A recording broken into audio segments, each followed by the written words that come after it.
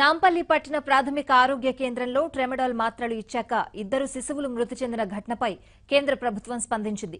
దీనిపై పూర్తి స్థాయి వివరాలు తెలుసుకునేందుకు ముగ్గురు సభ్యుల బృందం హైదరాబాద్కొచ్చింది. Central immunisation technical support unit కు చెందిన డాక్టర్ దీపక్ పోల్ పకారా నేతృత్వంలో డాక్టర్ వికాస్ మదన్, డాక్టర్ కృష్ణకుమార్ బృందం ఈ ఘటనపై వివరాలు సేకరించింది.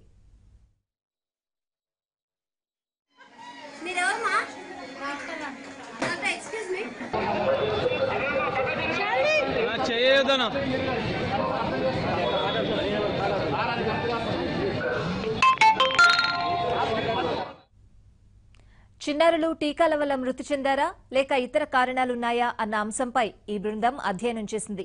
జాతీయ ఆరోగ్య మిషన్లో భాగంగా దేశవ్యాప్తంగా చిన్నారులకు పెంటలావాల్టిన్ టీకాలను ఇస్తున్న నేపథ్యంలో ఈ టీకాలకు సంబంధించి ఎటువంటి ఘటనలు చోటు చేసుకున్నా కేంద్రం వెంటనే స్పందిస్తుంది. ప్రభుత్వ ఆధ్వర్యంలో మాత్రమే ఈ టీకాలు లభ్యమవుతాయి. అయితే నాంపల్లి యూపీహెచ్సీలో చిన్నారులకు వేసిన టీకాల పరిస్థితేంటి, వాటిలో ఏవైనా తేడా ఉందా వంటి అంశాలపై కేంద్ర బృందం క్షేత్రస్థాయిలో పర్యటించి వివరాలు సేకరించింది. అనంతరం రాష్ట్ర వైద్య ఆరోగ్య కుటుంబ సంక్షేమ శాఖ కమిషనర్ యోగితా రాణాతో వారు భేటీ అయినట్లు సమాచారం.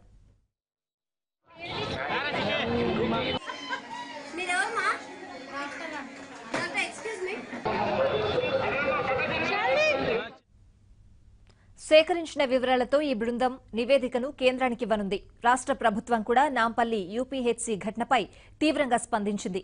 దీనిపై విచారణ జరిపి ఈ నెల 11 వరకు సమగ్ర నివేదికను అందించాల్సిందిగా ప్రజారోగ్య సంచాలకులను వైద్య ఆరోగ్య శాఖ ముఖ్య కార్యదర్శి శాంతికుమారి ఆదేశించారు.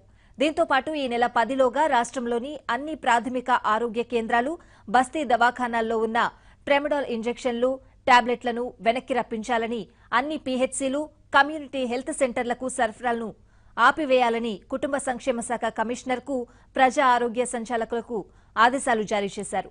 పారాసిటమాల్ ను పోలి ఉన్న ట్రెమడాల్ సైజు, కలర్ను ఏప్రిల్ 8వ తేదీలోగా మార్చాలని ఎండీని ఆదేశించారు.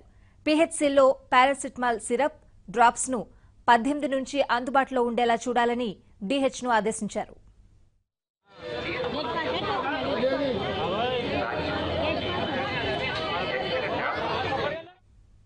నాంపల్లి ఘటనకు సంబంధించి యూపీహెచ్సీలో కాంట్రాక్టు పద్దతిలో పనిచేస్తున్న మెడికల్ ఆఫీసర్, ముగ్గురు ఏఎన్ఎంలు, ఫార్మసిస్టులను శాశ్వతంగా తొలగించారు. ఆ పీహెచ్సీ హెల్త్ సూపర్వైజర్ను సస్పెండ్ చేశారు. అక్కడి ప్రభుత్వ వైద్య సిబ్బందిపై క్రమశిక్షణ చర్యలు తీసుకోనున్నారు.